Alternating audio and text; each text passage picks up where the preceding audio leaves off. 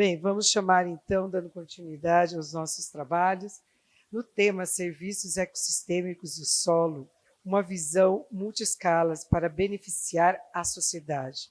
Chamamos aqui a nossa palestrante, doutora Raquel Pade Prado, da Embrapa Solo. Bióloga pela Universidade Federal de São Carlos, fez mestrado e doutorado em Ciências da Engenharia Ambiental pela USP de São Carlos. Realizou especialização em Planejamento de Recursos Hídricos pela Universidade Federal do Amazonas, em Serviços Ecossistêmicos pela Universidade Autônoma de Madrid, Espanha, e MBA em Gestão de Projetos pela Exalc-USP. É pesquisadora há 19 anos na Embrapa Solos, Rio de Janeiro, atuando nos temas planejamento e monitoramento de bacias hidrográficas, sustentabilidade na agricultura, serviços ecossistêmicos e apoio às políticas públicas correlatas. Nosso muito obrigado. Seja bem-vindo. Bom, boa tarde a todos. E eu é que agradeço o convite, né, a Adriana Monteiro e toda a equipe, né, aí da coordenação do evento, né, comissão organizadora, pela iniciativa, né, e a gente já se conhece há algum tempo, né, Adriana, e nessa complementação aí dos temas solo e água. Então, é um prazer estar aqui, falar um pouquinho para vocês, né, a respeito de um dos temas que a gente vem trabalhando aí nos últimos anos. Então, a proposta é falar sobre os serviços ecossistêmicos do solo e dar essa ênfase à visão multiscalas, né, para beneficiar a sociedade, mostrar a relevância de se trabalhar, né, aqui também está o José Mário, né, também parceiro, e mostrar um pouquinho da importância dessa visão multiescalas. Bem, então, por que essa abordagem, né, dos serviços ecossistêmicos, pensando aí em solos, né? Então, essa abordagem ela vem para aproximar aí a ciência da tomada de decisão, do apoio a políticas públicas, né? Então, aqui, essa publicação é o sumário para tomadores de decisão do primeiro diagnóstico brasileiro de biodiversidade e serviços ecossistêmicos da plataforma brasileira, né, que, por sua vez, está vinculada à plataforma internacional de biodiversidade e serviços ecossistêmicos. Eu participei da elaboração desse relatório. Essa plataforma ela trabalha com relatórios temáticos. A gente está, inclusive, agora coordenando, né, um relatório nacional de agricultura, biodiversidade e serviços ecossistêmicos, que a gente deverá lançar aí meados de 2023, né? E esse trabalho ele mostra em números, né, a dependência aí, falando de Brasil, né, a dependência humana dos recursos naturais. Então, daí vem a abordagem de serviços ecossistêmicos, né? Mostrar a relevância e essa dependência de todas as atividades humanas aí dos recursos naturais. Mas também necessidade de convencimento para se investir e atuar na conservação ambiental. E para internalizar o valor dos serviços ecossistêmicos nos diferentes sistemas de produção, né? E, por fim, o que eu já mencionei, essa aproximação aí da ciência com a tomada de decisão e políticas, né? Que a gente vinha conversando aí na hora do almoço. Bem, falando especificamente de serviços ecossistêmicos do solo, eles são, então, eu trouxe esse conceito da Dominati, né, que é uma pesquisadora lá da Nova Zelândia, uma das, vamos dizer, referências no tema de serviços ecossistêmicos dos solos. Ela define como, diz, né, que os serviços ecossistêmicos do solo são derivados dos fluxos de capital natural do solo, benéficos para os seres humanos e podem ser classificados em serviços de suporte, está faltando aí, viu, gente? Não deu tempo de eu colocar, mas já identifiquei que estava faltando, que já foi mencionado aqui de manhã pelo professor Fernando, né? Suporte, regulação, provisão e cultural. Bem, esse autor aqui, né, Hewitt et al., de 2015, ele menciona que está associado também à plataforma internacional de biodiversidade e serviços ecossistêmicos, que o solo é um componente negligenciado nos estudos de serviços ecossistêmicos e nas decisões políticas. Eu fiz esse levantamento aqui no final de outubro, né, somente na base Web of Science e colocando os termos Ecosystem Services né, agricultura, a gente tem aí por volta de 11.600 artigos. Se a gente inclui aí a palavra trópicos, né, a gente vai para 1.000 artigos, né, vamos arredondar. Se a gente inclui o termo solos, cai para 320 estudos. Então, realmente, o que o Revit fala ali não é verdade, né? O solo é um componente negligenciado quando a gente fala aí da abordagem de serviços ecossistêmicos. Bem, o que determina os serviços ecossistêmicos do solo, né? Falando aqui, rezando missa para vigário, né? Vocês já sabem disso, mas os serviços são aí influenciados pelo tipo e características do solo, presença da biota, né? E uso da terra e práticas agropecuárias. Então, esse manejo, essa dinâmica de uso vai refletir enormemente nos serviços ecossistêmicos do solo. Bem, aqui trazendo um panorama, né, o estado da arte de atuação no tema global, a gente tem vários apanhados aqui, revisões da literatura que mostram, né, como que essa temática vem sendo desenvolvida, né? Então, quais os indicadores utilizados, quais as metodologias de análise e assim por diante, né? Então, tem, inclusive, um dos artigos aí é nosso, né, que a gente publicou em 2017, em que a gente fez um apanhado de tudo que se tinha, né, de indicadores, metodologias e a viabilidade de aplicação no Brasil. E, como conclusão também, a gente tem aí que a maioria das publicações que se relacionam às propriedades do solo, que relacionam as propriedades do solo aos serviços ecossistêmicos, são de países europeus, 38%, Estados Unidos, 28%, né? América do Norte, e em menor número nos países tropicais. Então, aí, essa principalmente referência desses dois artigos, né, de Hatemink e de Rodrigues et al. Bem, falando em iniciativas globais relacionadas aos serviços ecossistêmicos dos solos, a gente tem várias, né? Pegando aqui, por exemplo, iniciativas da União Europeia, a gente tem esse Global Soil Biodiversity Atlas, esse Soil Track, né? Tem as referências, depois eu posso disponibilizar a apresentação se vocês quiserem saber um pouco mais sobre cada um deles. Esse estudo que relaciona os serviços ecossistêmicos dos solos com as ODS, que é bastante interessante também, bastante didático para o tomador de decisão. Tem essa iniciativa, né, 4x1000, que foi colocada na COP 2015, visando aí o aumento do estoque de carbono do solo em 0,4% ao ano, né? Que é uma iniciativa que, a princípio, até o Brasil não aderiu, mas hoje o Brasil faz parte. Tem esse EcoFinders, né, que é uma plataforma de indicadores de função ecológica e biodiversidade em solos europeus. E assim por diante. Falando aí da FAO, né, já foi mencionado aqui o Ano Internacional dos Solos de 2015, né, que deu aí um incentivo ou uma maior visibilidade à temática de solos, né, no âmbito internacional. Tem o Global Soil Partnership, tem essa iniciativa de recarbonização global dos solos, né, e chamando a atenção aí da importância da manutenção da matéria orgânica dos solos ou da reestruturação, né, dessa matéria orgânica.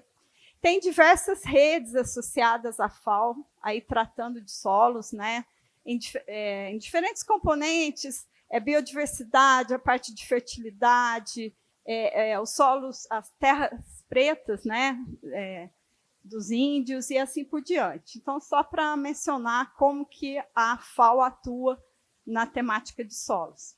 No Brasil, eu trouxe aqui algumas publicações que tratam o solo enquanto um ecossistema, né, de uma forma mais sistêmica mesmo.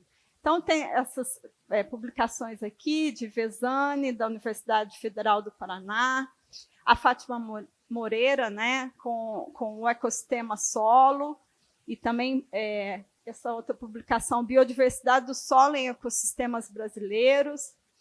Tem essa metodologia da Embrapa, né, mais especificamente da pesquisadora Mendes et al., lá da Embrapa Cerrados, que é uma metodologia para análise da biodiversidade, né, do componente de biodiversidade do solo, com baixo custo, né, de forma mais expedita, né, e isso é uma questão que eu vou abordar um pouco adiante, que é uma lacuna e uma necessidade.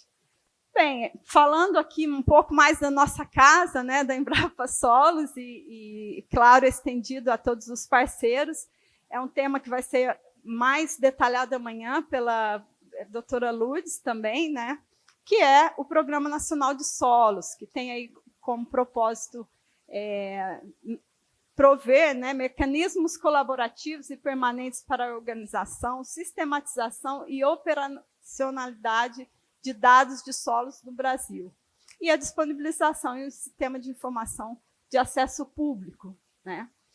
Embrapa Solos também tem um mapa de estoque de carbono orgânico do solo de 0 a 30 centímetros, né, de Vasquez et al. De 2017, que é aí, né, uma informação importante quando a gente fala de serviços ecossistêmicos do solo, né, que é essa questão do estoque do carbono.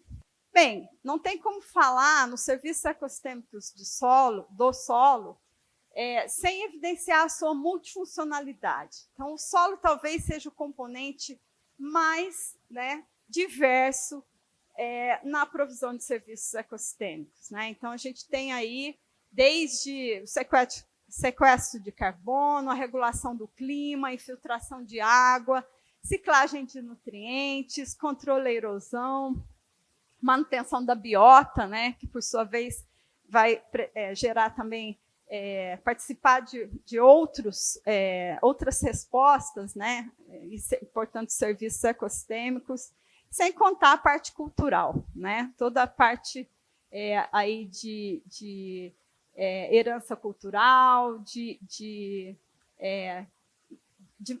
determinação de paisagens que vão estar relacionadas aos aspectos aí de bem-estar humano, né, recreação e, portanto, da parte cultural. Bem, e para falar aí de múltiplas escalas, eu trago esse projeto que está sob avaliação, né, uma chamada da União Europeia com foco nos serviços ecossistêmicos dos solos, em que a gente participou, né, a Embrapa Solos está sendo coordenadora, mas a gente tem a parceria do INTA da Argentina, do INIA do Uruguai, de uma universidade da França e uma universidade da Colômbia, né? Então, a gente submeteu em setembro essa proposta e o resultado vai sair agora em dezembro. Então, a nossa proposta... Não, ainda não. Esse um pouquinho mais. É justamente olhar, né, prover ferramentas de análise dos serviços ecossistêmicos nas diferentes escalas, né? Seja ela escala regional, onde a gente propõe aí o mapeamento, né, o zoneamento, olhando para os serviços ecossistêmicos dos solos, portanto, para subsidiar políticas públicas, mas também ferramentas de mapeamento e monitoramento em escala de bacia hidrográfica, usando aí o INVEST, eu vou falar um pouquinho mais em outro slide, né, componentes aí dessa ferramenta que é o INVEST, olhando aí para apoio aos pagamentos por serviços ambientais, a uma agricultura de baixo carbono, né, então ficaria nessa escala intermediária. E a escala mais local, onde se propõe aí desenvolver protocolos com um conjunto mínimo de indicadores para avaliação de serviços ecossistêmicos do solo, olhando aí para a rastreabilidade, né, de uma agricultura, de uma produção agrícola mais sustentável. Então, aí, olhando para o caminho da certificação, que já foi mencionado aqui hoje também, que a gente vê como bons olhos, né, como bastante promissor. E, por final, a gente pretende integrar essas escalas, entregar um produto integrado. E aí eu vou falar um pouquinho de desafios e oportunidades nessas diferentes escalas, né, olhando para os serviços ecossistêmicos dos solos. Então, a primeira delas, que já foi colocada aqui, e pensando principalmente na escala local, é a definição de métricas para o monitoramento dos serviços ecossistêmicos do solo, né, tanto para a quantificação quanto para a valoração. Então, é preciso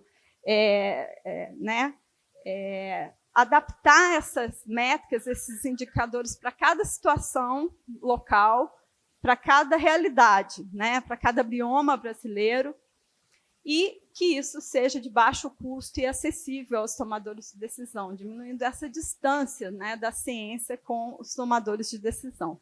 Então, nesse sentido, a gente tem trabalhado, a Ana Tureta apresentou alguns métodos, né, de um projeto que terminou agora, recentemente, com essa abordagem Nexus, mas a gente também teve aí outros projetos focados no desenvolvimento de indicadores específicos para pagamentos por serviços ambientais. A gente tem esse manual para o pagamento por serviços ambientais, pensando aí em apoiar a seleção de indicadores, mas também a seleção de áreas prioritárias, né, que também foi mencionado aqui pela Marília. Um outro desafio seria essa redução do custo, né? O monitoramento é sempre um componente caro nos projetos, e a gente tem essa proposta de kits para avaliação de serviços ecossistêmicos em ecossistemas e bacias hidrográficas, né? Então, essa ideia está em desenvolvimento, a gente precisa validá-la, mas onde a gente utilizaria indicadores mais acessíveis, né, de baixo custo, desenvolvendo esse pacote para avaliação de serviços na propriedade.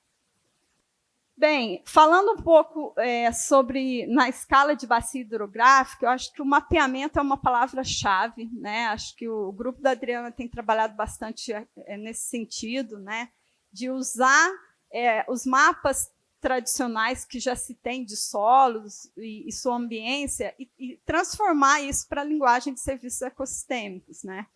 E a gente tem hoje um rol de ferramentas e métodos, né, bastante grande para se estudar serviços ecossistêmicos na paisagem. Então, por exemplo, aqui, essas análises espaciais e temporais, né, a gente tem métodos para analisar sinergias, trade-offs, que são os conflitos, os bundles, né, que são conjuntos de onde é que estão sendo providos, né, em maior quantidade, ou pacotes de serviços ecossistêmicos, dentre várias outras análises, né, análise de potencial de prestação de serviço, de vulnerabilidade, de capacidade, de oferta e demanda.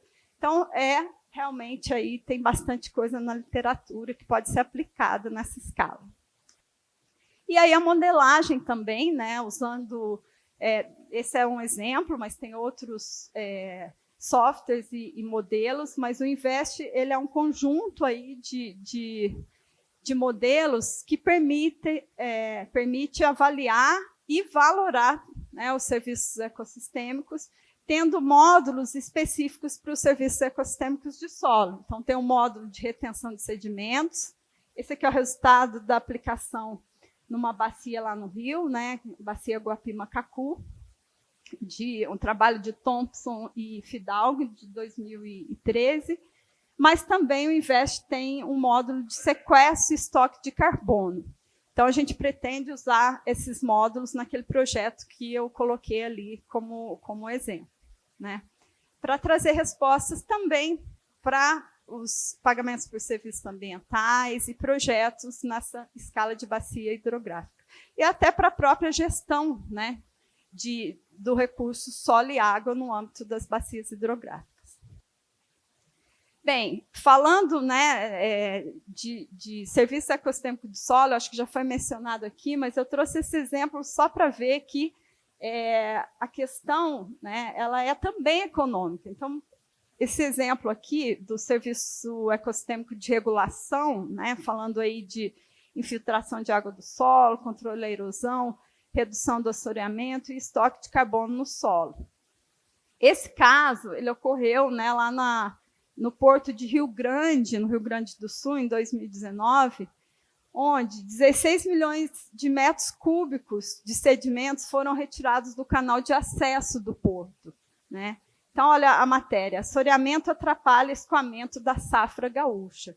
Então, a gente já tem vários exemplos, né, no nosso país, exemplos suficientes nos diversos biomas, mostrando o impacto econômico, né, da perda de solos, da degradação de pastagens, como foi colocado aqui, né? E isso é urgente que se reverta realmente.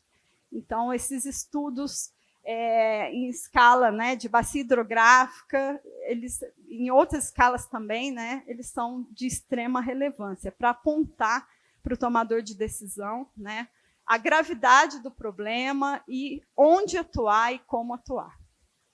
E, por fim, falando aqui na escala regional, né, pensando aí em benefícios para o planejamento territorial e das paisagens, né, principalmente rurais, é importante que se aproveite, então, os mapeamentos, né, que já se tem tradicionais aí, de aptidão agrícola das terras, de susceptibilidade à erosão hídrica, o próprio mapa de carbono, e que isso seja transformado numa linguagem de serviços ecossistêmicos, né, mostrando qual é o potencial de provisão em cada bioma, em cada região brasileira. Então, eu acho que isso é uma lacuna, mas também uma oportunidade muito grande aí para o nosso país.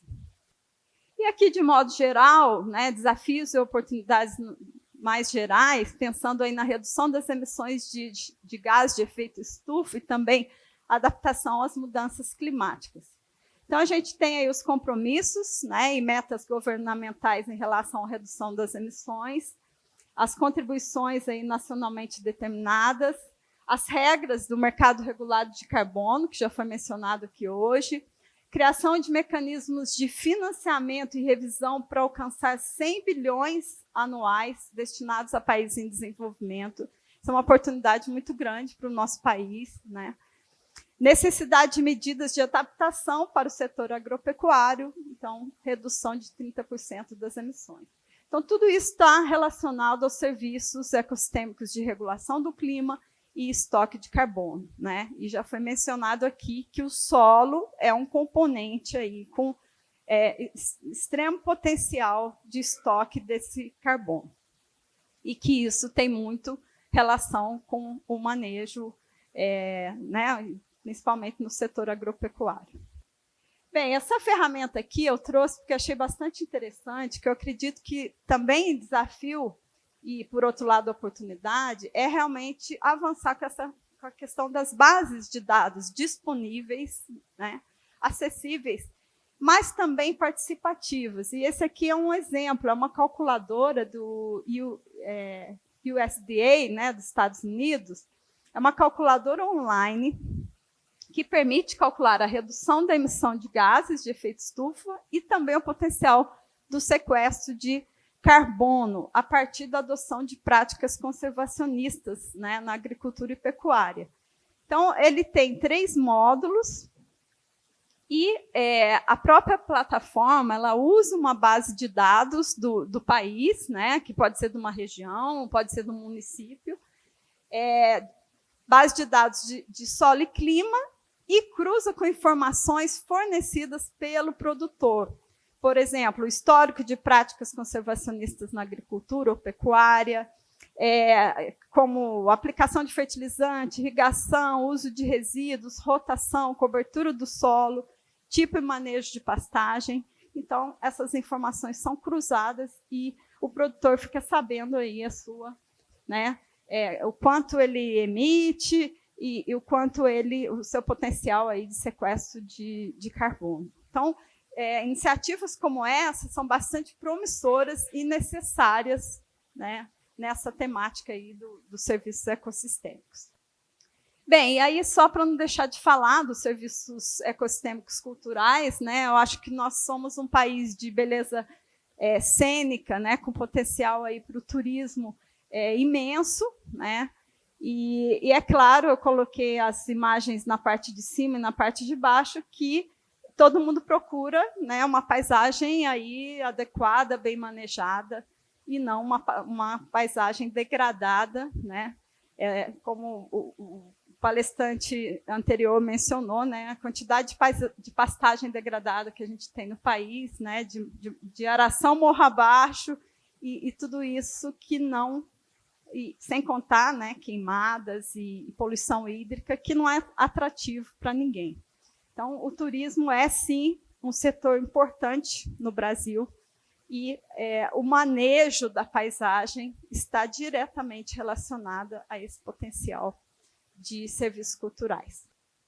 E, por fim, esse olhar diferenciado, né? Nós temos um país continental, então, realmente, a gente tem que olhar, né, de forma diferenciada. Um pacote tecnológico ou um modelo que funciona numa região pode não funcionar para outra. Então, cada região e bioma tem as suas particularidades, e isso tem que ser levado em conta, né?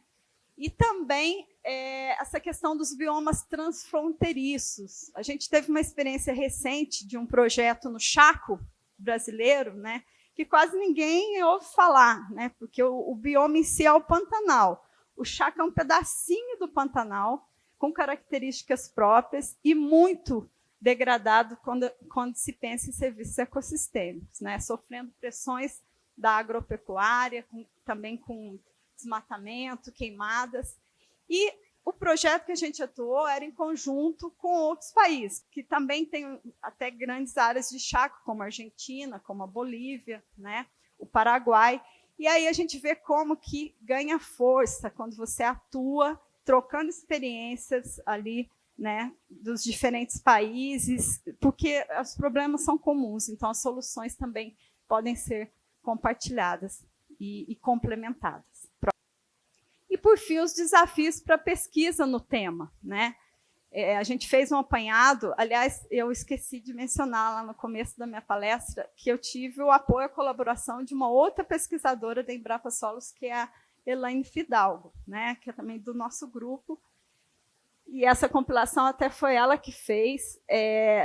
Quais são, então, esses desafios? Avaliar múltiplas funções e serviços dos solos, para além do carbono, né? Estudar os serviços ecossistêmicos de solos desconhecidos, e aí a gente vê que a biota do solo, a parte da biodiversidade do solo, ela é muito pouco estudada. Informações espaciais, reduzir lacunas de informação, escalas, medidas de incerteza e acurácia. Acho que o Pronasolos vem muito nesse sentido, né? A questão da valoração, utilização de métodos mais abrangentes e que incluam a disposição a pagar dos envolvidos, o envolvimento de profissionais de outras disciplinas, a inovação na comunicação e apresentação de resultados, já foi comentado isso hoje aqui, essa ponte, né, entre ciência e política, métodos aí simples, de baixo custo, para que realmente a adoção dessa abordagem dos serviços ecossistêmicos do solo possa ocorrer na formulação e implementação de políticas públicas. E, nesse sentido de disseminação do tema, a gente tem trabalhado bastante. A Embrapa tem um portfólio de serviços ambientais, né? Existe um comitê gestor, do qual eu faço parte. A gente apoiou muito a Política Nacional de Pagamentos por Serviços Ambientais, com notas técnicas, e a gente vem fazendo isso no âmbito de várias políticas relacionadas ao tema, né? Assim como temos várias publicações aí na área, né? Temos o marco referencial em serviços ecossistêmicos, temos feito vários webinars e publicações aí em linguagem acessível. Então, acho que é isso, e eu agradeço a atenção de vocês e fico à disposição para a mesa. Obrigada, doutora Raquel, por essa brilhante explanação e todo esse conhecimento gerado. Não é à toa que tem 25 anos que eu dou aula e não tem um semestre que eu não fale da Embrapa. Não tem, em nenhum momento. Todos os semestres eu abro o site, e tem 10 anos já que eu aboli o caderno, só uso computador, Então, com certeza absoluta, tem 10 anos que eu abro o site da Embrapa. Parabéns. Bem, dando continuidade ao nosso diálogo científico, vamos ao coffee break? Nada melhor, né?